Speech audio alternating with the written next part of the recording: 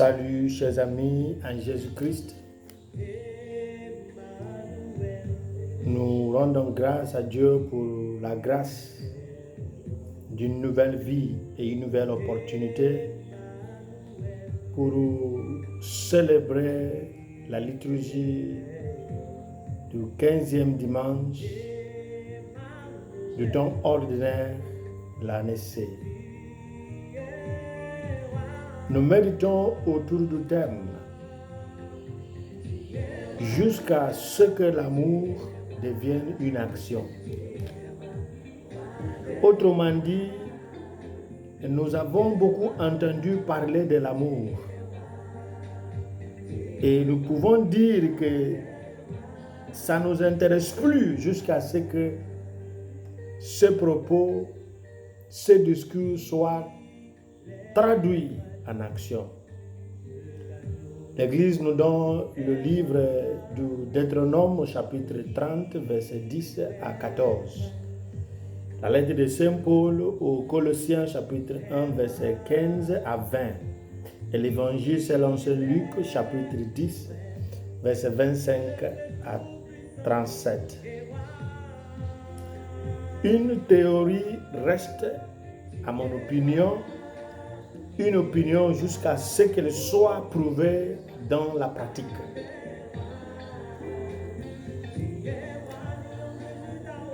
De la même manière, la profession de notre credo, de notre foi, je crois en Dieu le Père Tout-Puissant, Créateur du ciel et de la terre, et en Jésus-Christ, son Fils unique, notre Seigneur, ainsi de suite. Cette profession de foi que nous appelons le credo, je crois, reste une théorie. Ça veut dire pas le credo lui-même, mais notre profession particulière, propre, moi qui professe ma foi en Dieu. Cette profession reste une théorie sans fondement jusqu'à ce que je sois en mesure et capable de le vivre, de transmettre cette profession de foi en pratique. C'est ce qui donne l'identité et non pas ce que je professe simplement. L'identité physique vient par ce que je professe, mais l'identité réelle qui donne la vraie appartenance vient par comment nous vivons. Le mot « je t'aime » est l'un des mots les plus entendus, mais malheureusement les moins vécus, en particulier dans le vrai sens. Quand j'étais un enfant, quand j'étais petit, je pensais que toute mère, toutes les mères, tous les pères, tous les frères et sœurs, tous les amis, tous les associés sont des icônes d'amour.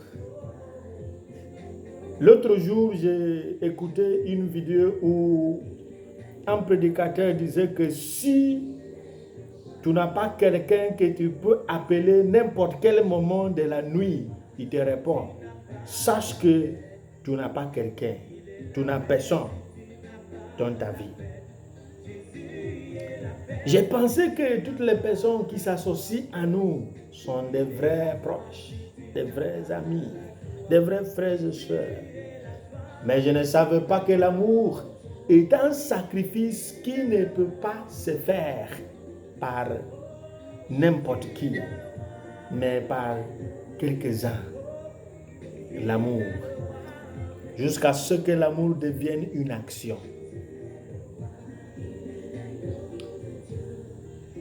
Aimer, c'est sacrifier. Aimer, c'est sacrifier. Aimer, c'est sacrifier. Aimer, c'est sacrifier.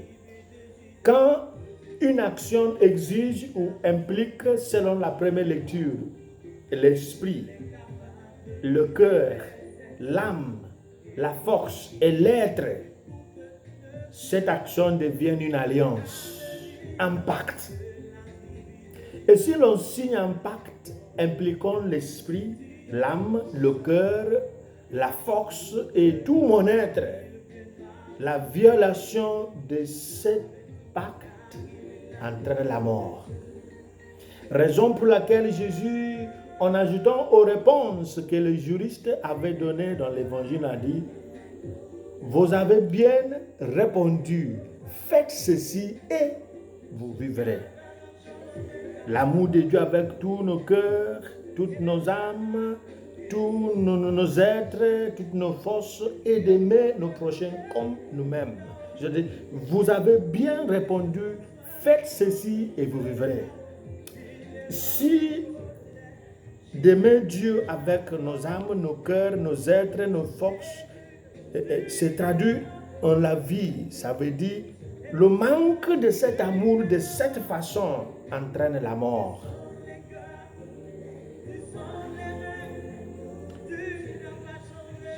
La demande du juriste est centrée sur l'action que nous devons faire, que nous devons mener pour arriver à la vie éternelle. Mais la réponse de Jésus nous enseigne que la vie éternelle est une vie qui doit être vécue ici et maintenant. En d'autres termes, nous devons vivre l'amour de Dieu et du prochain ici dans le cadre de notre credo, comme notre foi et notre vie. Et en faisant cela, nous pratiquons la vie éternelle dès maintenant. Et Saint Jean nous dira dans sa théorie ou dans sa théologie de la vie éternelle, c'est aimer Dieu et accepter Dieu. Et celui qui l'a envoyé s'est traduit en la vie éternelle. Et il y a une chose qui est centrale, frères et sœurs. L'histoire du bon samaritain appelle à un réajustement de nos lois et de nos codes de conduite, de nos convictions. C'est parce que les trois images évangéliques du jour, le prêtre, le lévite et le bon samaritain, ont fait ce qui découle de leur orientation et rien de spécial. Maintenant, permettez-moi de dire que la vie éternelle et la condamnation ou la damnation éternelle sont cachées dans l'ordinaire. Ce n'est pas dans l'extraordinaire. Il y a un saint qui nous dit, ce qui nous fait devenir des saints, c'est de faire des choses ordinaires d'une manière extraordinaire. Donc, ce que le prêtre a agi, c'est selon la loi ordinaire des prêtres. Il ne doit pas toucher le sang, il ne doit pas s'essuyer avant d'arriver au sacrifice, ou bien au rite, ou bien au culte du temple. Et le lévite qui doit rendre service d'assistance, qui joue le rôle, disons, d'un diacre, ne doit pas s'essuyer. Ça découle de leur vie, leur orientation, leur mentalité ordinaire. Raison pour laquelle je suis convaincu que ce que le bon samaritain a fait découle de son orientation ordinaire. Il n'a fait rien d'extraordinaire parce que c'est sa façon de vivre. C'est sa façon de faire. Sans beaucoup de brainstorming, de remue-ménage, sans beaucoup de calculs.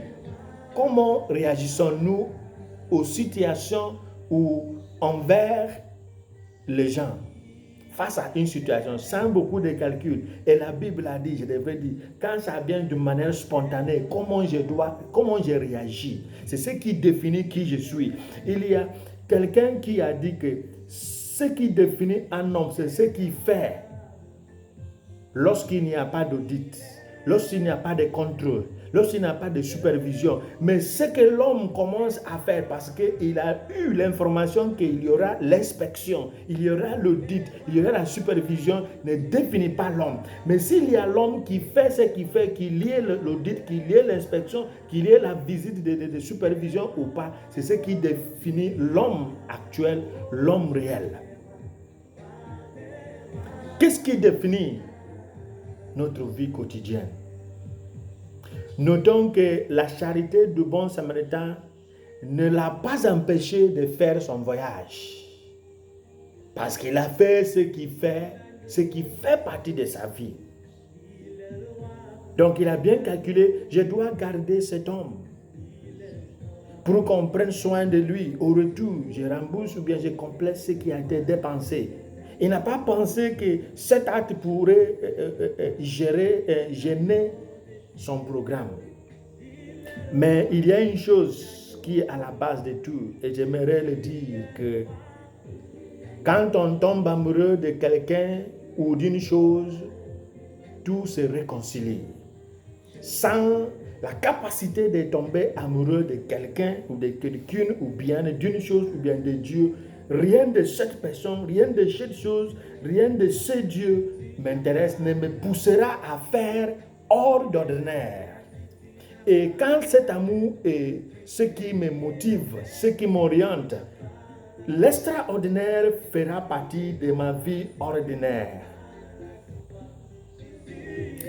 Chaque situation a des signes et des codes de conduite. Qu'est-ce qui définit les chrétiens de nos jours? Est-ce que c'est parce que notre culte se fait le dimanche pour certains ou le samedi pour certains? Et la différence avec les musulmans est qu'ils participent ou bien ils font leur culte le vendredi. Pour d'autres, dans certaines régions, c'est parce que les chrétiens mangent le porc. Les musulmans ne mangent pas le porc. Et les musulmans préfèrent le mouton comme on fait la fête de la Tabaski. Pour d'autres, ça c'est des différences qu'ils voient par rapport à la vie chrétienne et la vie musulmane. Il n'y a pas d'autre chose. Dans d'autres régions aussi, il y a la présence des